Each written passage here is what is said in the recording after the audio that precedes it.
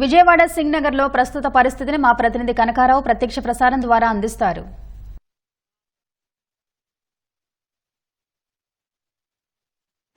వరదాంతర చర్యలపై ప్రభుత్వం దృష్టి సారించింది. ఏదైతే సింగ్-నగర్ ప్రాంతంలో నీట మునిగిన ఇల్లు తేరుకుంటున్నాయో ఆ ఇళ్ళని కూడా శుభ్రం చేసే పని ప్రారంభించింది. మనం ఇప్పుడు చూడొచ్చు, ఫైర్ ఇంజిన్ సహకారంతో పెద్ద ఎత్తున అపార్ట్మెంట్లు అనేక ఇల్లు శుభ్రం చేస్తున్న పరిస్థితి ఉంది. ఈ ప్రాంతం అంతా ముంపు ఎక్కువగా ఉండడంతో ఇదంతా కూడా బురదమయమైన పరిస్థితి ఉంది. బురదతో పాటు చెత్త, మట్టి, ఇసుక వంటివి పెద్ద సంఖ్యలో ఈ అపార్ట్మెంట్లలో కానీ ఇళ్లలోకి వచ్చిన పరిస్థితి ఉంది. వాటన్నిటిని కూడా ఫైర్ సిబ్బంది శుభ్రం చేస్తున్న పరిస్థితి ఉంది. ప్రస్తుతం మనతో మాట్లాడేందుకు ఫైర్ సిబ్బంది అధికారులు కూడా, అగ్నిమాపక అధికారులు కూడా ఉన్నారు. వారిని అడిగి వాళ్ళు ఎలాంటి చర్యలు చేపడుతున్నారు ఏంటనే విషయాలు తెలుసుకునే ప్రయత్నం చేద్దాం. సార్ చెప్పండి, మీరు దీనికి సంబంధించి పారిశుద్ధ్యం పనులపైన మీరు దృష్టి సారించారు, అనేక ఇళ్ళు శుభ్రం చేస్తున్నారు, దీని పరిస్థితి ఏంటి, ఎలా సాగుతుంది? సార్ మాకు మార్నింగ్ మళ్ళీ రీఅలాట్ చేసినారు సార్. 58వ వార్డు ఇంద్రనాయక వార్డు సార్. ఇది మేము సీక్వెన్స్గా అపార్ట్మెంట్లో హౌసెస్ ఎక్కడైతే ఉన్నాయో వాళ్ళ ప్రిఫరెన్స్ని బట్టి వాళ్ళ దగ్గర సంపు ఉంటే సంపు, లేదంటే మా వాటర్ టెండర్ ద్వారా మేము వాటర్ రీఫిల్ చేసుకొని ప్రతి ఇల్లు ప్రతి అపార్ట్మెంట్ క్లీన్ చేస్తున్నాం సార్. నా పేరు రామాంజనేయులు, ఎమ్గనూరు ఫైర్ ఆఫీసర్. ఇది అధికారులు చెబుతున్నది. అయితే ఇదైతే స్వచ్ఛమైన నీరున్నాయి, ఆ నీరు తెచ్చి ఈ అపార్ట్మెంట్లన్నీ కూడా శుభ్రం చేస్తున్నామని చెబుతున్నారు. మరికొంతమంది కూడా ఫైర్ అధికారులు ఉన్నారు, వాళ్ళని అడుగుతాం. మీరు ఎలా ఈ శుభ్రం చేసే పని చేస్తారు సార్? 58వ వార్డు 241 సచివాలయం అండి. ఇది నేను స్పెషల్ ఇన్ఛార్జ్ ఆఫీసర్ని ఇక్కడ. ఇది మొత్తం ఈ స్ట్రీట్లు కానీ 6 కిలోమీటర్ల పరిధి మేర ఈ స్ట్రీట్ అంతా ఉంది. ఈ 241 సచివాలయం 6 కిలోమీటర్ల పరిధిలో ఉంది. రోడ్లు కానీ అపార్ట్మెంట్లు కానీ ఫైర్ వారి చేత శానిటేషన్ వర్క్ మొత్తం కంప్లీట్ చేస్తున్నామండి. మొత్తం ఈ ఏరియా మొత్తం శానిటేషన్ వర్కర్స్ 30 మంది పనిచేస్తున్నారు. ఈరోజు 4 ట్రాక్టర్లు 3 టిప్పర్లు పనిచేస్తున్నాయండి. అదే కాకుండా మొత్తం అన్ని అపార్ట్మెంట్లు శుభ్రం చేయడం జరుగుతుంది.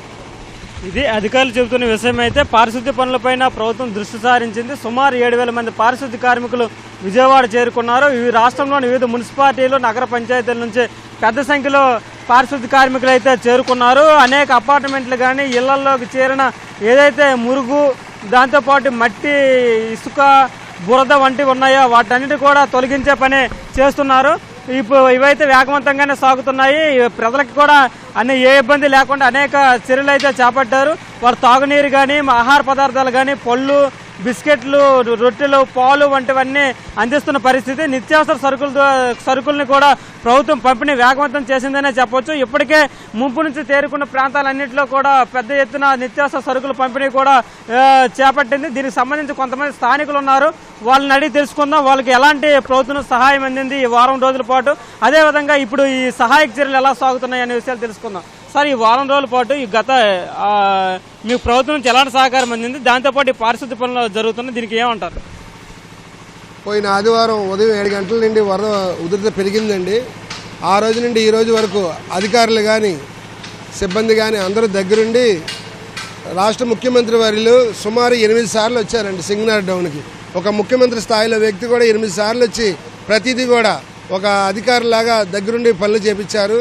అలాగే కేశినేని చిన్ని గారు ఎంపీ గారు కావచ్చు, లోకల్ ఎమ్మెల్యే బొండం ఉమామహేశ్వరరావు గారు అవ్వచ్చు, అలాగే మినిస్టర్ నారాయణ గారు అవ్వచ్చు, కొండపల్లి శ్రీనివాస్ గారు అవ్వచ్చు, అందరూ కూడా ప్రతి ఒక్కరు కూడా నాయకులు, అధికారులు, కమిషనర్లు అందరూ వచ్చి ఏ ఇబ్బంది లేకుండా భోజన వసతులు కానీ, మంచినీళ్ళు కానీ, పాలు కానీ అన్ని రకాలుగా ప్రజలకు ఏ ఇబ్బందులు లేకుండా ఉన్నారు. చివరికి అపార్ట్మెంట్ క్లీనింగ్ కూడా ఫైర్ కార్పొరేషన్ అధికారులే చేస్తున్నారు సార్. నాకు తెలిసి ఇంత విపత్తులో కూడా ఇంత సమస్య ఉన్నా కూడా ఇలా రెక్టిఫై చేయడం అనేది ఒక హ్యాట్సాప్ అని చెప్పాలి సార్. ప్రజలు కూడా ప్రభుత్వ చర్యల పట్ల హర్షం వ్యక్తం చేస్తున్నారు. అన్ని రకాల సౌకర్యాలు ప్రభుత్వం కల్పించిందనే చెబుతున్నారు. యుద్ధ ప్రాతిపదికన స్పందిస్తూ ప్రభుత్వం తమకు ముంపు నుంచి కాపాడిందని చెప్పి స్థానికులు అయితే హర్షం వ్యక్తం చేస్తున్న పరిస్థితి అయితే ఉంది. ప్రజలకి ఏ అవసరం ఉన్నా ప్రభుత్వం గుర్తించి వాటిని అన్నింటినీ తీర్చింది. నిత్యావసర సరుకులు కూడా పంపిణీ ఈ ప్రాంతంలో కూడా ఈరోజు సాయంత్రం నుంచి కానీ రేపటి నుంచి కానీ ప్రారంభించే అవకాశం ఉంది. ఎందుకంటే పూర్తి స్థాయిలో వరదంతా తగ్గిపోయింది. ఇక్కడ ఒక మనిషి మునిగేంత నోతి ఈ ప్రాంతంలో వరద వ్యాప్తి చెందింది. ప్రస్తుతం ఈ గండ్లు ఏవైతే పూడ్చిన తర్వాత క్రమంగా ఈ సింగ్-నగర్ ప్రాంతంలో వరద ఉధృతి అయితే క్రమంగా తగ్గింది. ప్రస్తుతం కూడా పూర్తి స్థాయిలో పోయిన పరిస్థితి. ఏవో కొన్ని కాలనీలు మాత్రం పాదాలు తడిసేంత నీరు మాత్రమే లోతట్టు ప్రాంతాల్లో ఉన్న పరిస్థితి అయితే ఉంది. అల్పపీడనం కొనసాగుతుండటంతో పైనుంచి కూడా బుడమేరుకి వరద వచ్చి చేరుతుంది. కాబట్టి బుడమేరు వరద పెరిగిన ప్రజలకైతే ఎటువంటి ఇబ్బంది లేదు. అలాగే ప్రకాశం బ్యారేజీ కి వచ్చే నీటి ఉధృతి కూడా క్రమంగా పెరుగుతోంది. కాబట్టి ఈ పరిస్థితుల్లో ఏంటంటే పైనుంచి వచ్చే వరదను కూడా కట్టడి చేస్తూ ప్రజలకు ఎవరికి ఎటువంటి ఇబ్బందులు లేకుండా ప్రభుత్వం అయితే అన్ని రకాల చర్యలు చేపట్టింది. ఈ ఎన్టీఆర్ జిల్లాకు సంబంధించి ఏవైతే పునరావాస కేంద్రాలు ఉన్నాయో పునరావాస కేంద్రాలుగా ఉన్న పాఠశాలను అయితే ప్రభుత్వం సెలవు ప్రకటించింది. మిగతా పాఠశాలలన్నీ కూడా ఈ రోజు నుంచి తెరుచుకున్న పరిస్థితి అయితే ఎన్టీఆర్ జిల్లాలో కనిపిస్తుంది. అదేవిధంగా మనం చూడొచ్చు ఈ ఫైర్ సిబ్బంది ఈ వేగవంతంగా యుద్ధ ప్రాతిపదికన కూడా అపార్ట్మెంట్లన్నీ కూడా శుభ్రం చేస్తున్న పరిస్థితి మనం చూడొచ్చు. ఇది తాజా పరిస్థితి. కెమెరామెన్ సోమేష్తో కనకారావు, ఈటీవీ న్యూస్ విజయవాడ. ధన్యవాదాలు కనకారావు.